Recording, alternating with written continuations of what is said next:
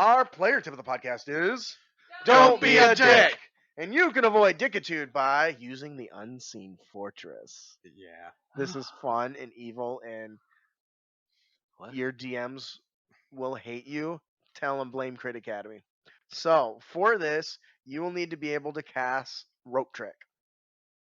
Okay? Yep. Step 1. You also need the Find Familiar spell. Step 2.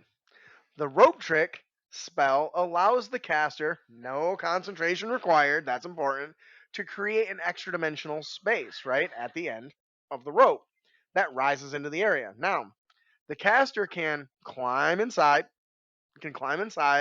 the space, and it lasts 1 hour, right? Yep.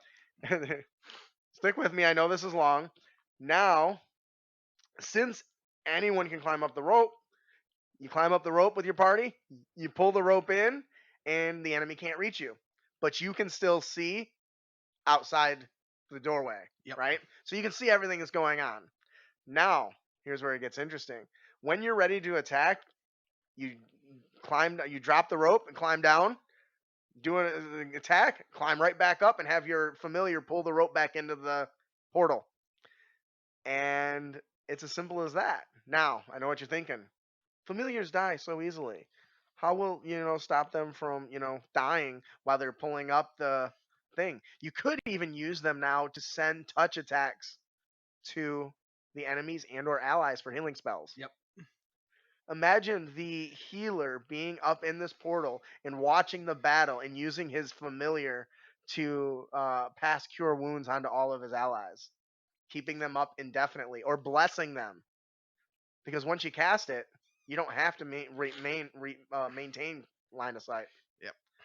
Now, if you're worried about your familiar dying, you can cast Blink on them. You can cast Mirror Image on them. Blur, a lot of different ways to keep them alive longer. All the while you're safe. You're basically flying a drone at that point, right? Yeah. Where you're in a remote distance and the thing's doing all the work for you. What do you guys think? Okay. Brandon's brain looks like he's about to explode. I feel we covered this. Or instead of using Rope Trick, you can just sit down, cross your legs, cast Minor Image, look at the rocket barrel or bush where you're sitting. I know I definitely seen this on TikTok. Yeah. And when I scrolled past it, it's like, oh, I'll watch this. And at the end, I was like, you fucking prick. Yeah, no, I think I've talked about this before, but I don't think that I fully understood the use of the familiar in the past. Yep. Because the jumping in and out is the easy part, right? That's common sense. The familiar, though, and using it to deliver attacks without ever opening the portal, that's new. Yep. Does Tensor's floating disc have HP?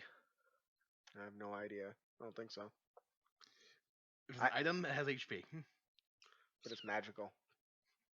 Still magical true. Force. Magic items can't be broken except under specific conditions, can't they?